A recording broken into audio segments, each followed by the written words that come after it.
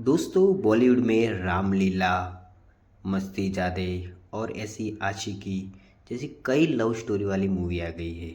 जलेबी, सनम तेरी कसम, हमारी अधूरी कहानी, ये सारी लव स्टोरी वाली मूवियाँ काफ़ी लोगों को पसंद आई है। जैसे ही हाल में रिलीज़ हुई सैयारा मूवी लोगों को काफ़ी पसंद आने लगी है। इस मूवी में एक लड़का और लड़की की लव स्टोरी के बारे में बताया गया है। तो शुरू करते हैं कहानी। कहानी में वाणी नामक एक लड़की रजिस्ट्रार ऑफिस में देखी जाती है, जो अपनी शादी के लिए उस रजिस्ट्रार ऑफिस में आई होती है।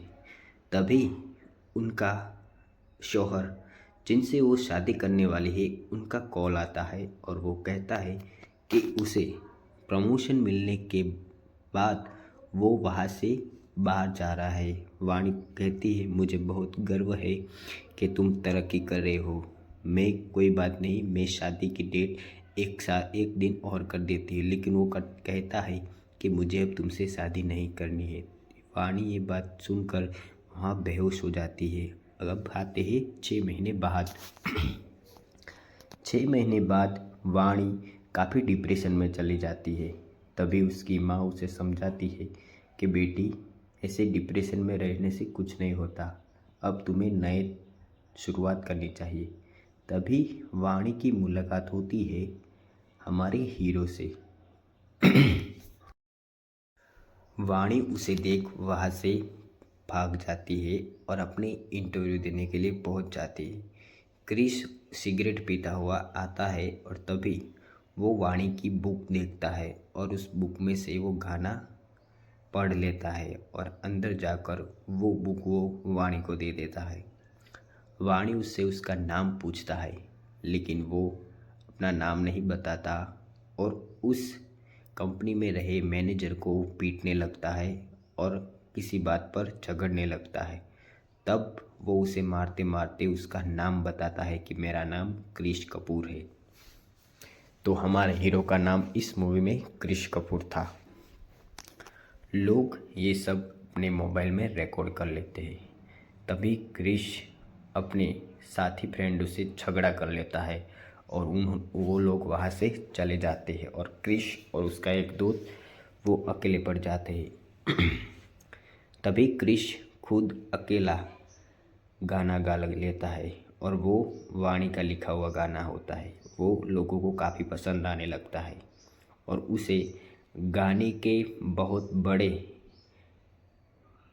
स्टूडियो के मालिक को वो गाना सुनने के लिए जाता है। तभी उसे वो वाणी दिखाई देती है। वो वाणी को वहाँ से अंदर लेके आता है और उस स्टूडियो वालों से कहता है कि ये गाना लिख लेगी।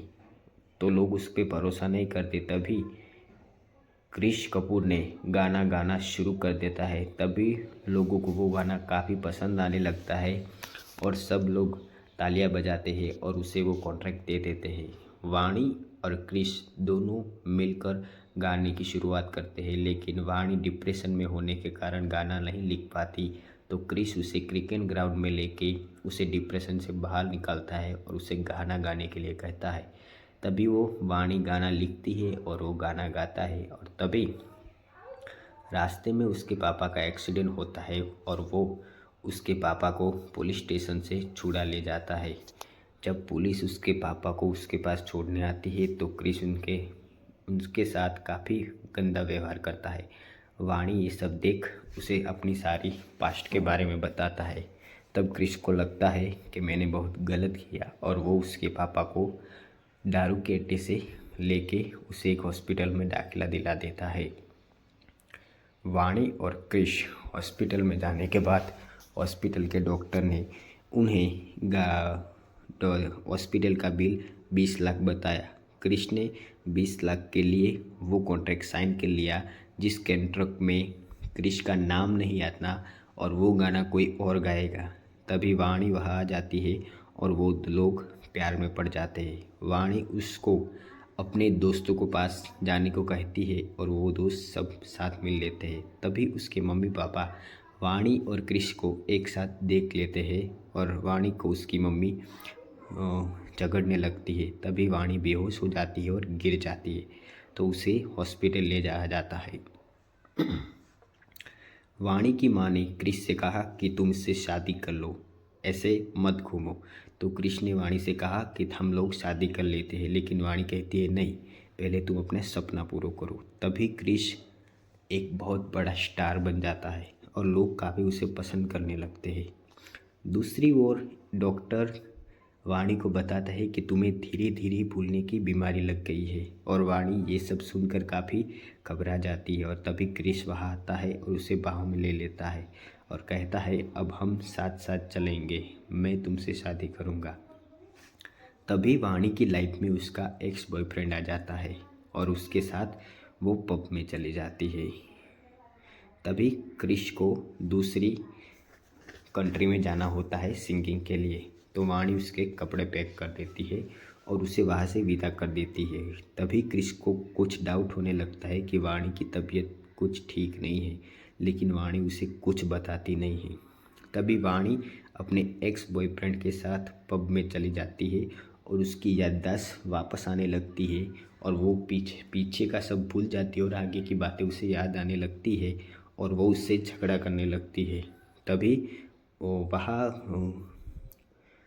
पब में से एक आदमी का उसे कॉल आता है और वो आदमी क्रिश को सब बता देता है कि वाणी के साथ झगड़ा होने से वाणी वहाँ अपना बैग भूल कर वहाँ से चली गई है। और तभी क्रिश को उसकी फाइल में से डॉक्टर की फाइल दिखाई देती है और वो वाणी के पास चला जाता है और वो वाणी को समझाता है कि मैं तुम्हारे साथ हूँ, मुझे कोई फ़र्क नहीं पड़ता तुम बोलो या ना बोलो।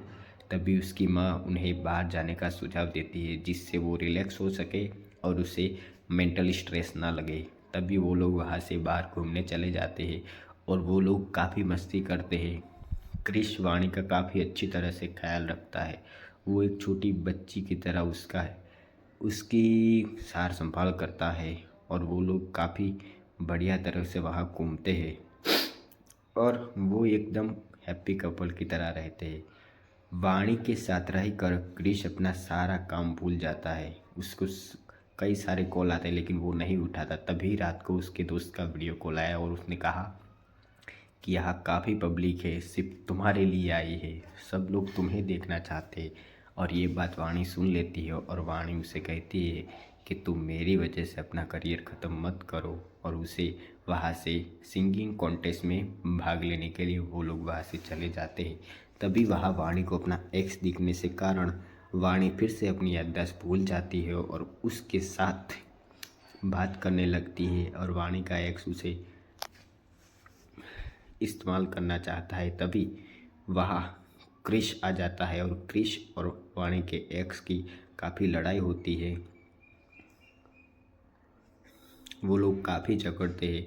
और तभी वहाँ वाणी क्रिश पर टूट पड़ती है, तुम चले जाओ यहाँ से, कौन हो तुम, वो मेरा बॉयफ्रेंड है, मैं उसके लिए अपनी जान दे दूँगा। और उसे क्रिश के हाथ में चाकू घुसा देती है और तभी क्रिश उसे पकड़ लेता है। वो काफ़ी चिल्लाती है और वो उसे ट्रीटमेंट के लिए अपने घर ले जाता है। तभी क्रिश के पापा उसे कहते हैं कि बेटा, प्यार के चक्कर में अपना करियर मत ख़राब करो, लेकिन वो वाणी के लिए अपनी जान तक देने को तैयार होता है। तभी वो एक नया इंस्ट्रूमेंट तैयार कर रहा होता है और वाणी वहाँ आ जाती है और उसे कहती है कि मैं तुम्हें एक अच्छा सॉन्ग लिख के दे देती है, और वाणी वहाँ से गायब हो जाती है। वो लोग काफ़ी उसे ढूंढते हैं लेकिन वो नहीं मिलती। तभी वाणी के लिखे हुए गीत की डायरी उसे मिलती है और वो उस सॉन्ग को बनाना चाहता है और उसके फ्रेंडों की मदद से वो लोग एक सॉन्ग रिलीज़ करते हैं, जिस सॉन्ग को सुनने के बाद लोगों के दिल में क्रिश के लिए काफ़ी हद तक प्यार बढ़ जाता है और वो एक बहुत बड़ा स्टार बन जाता है।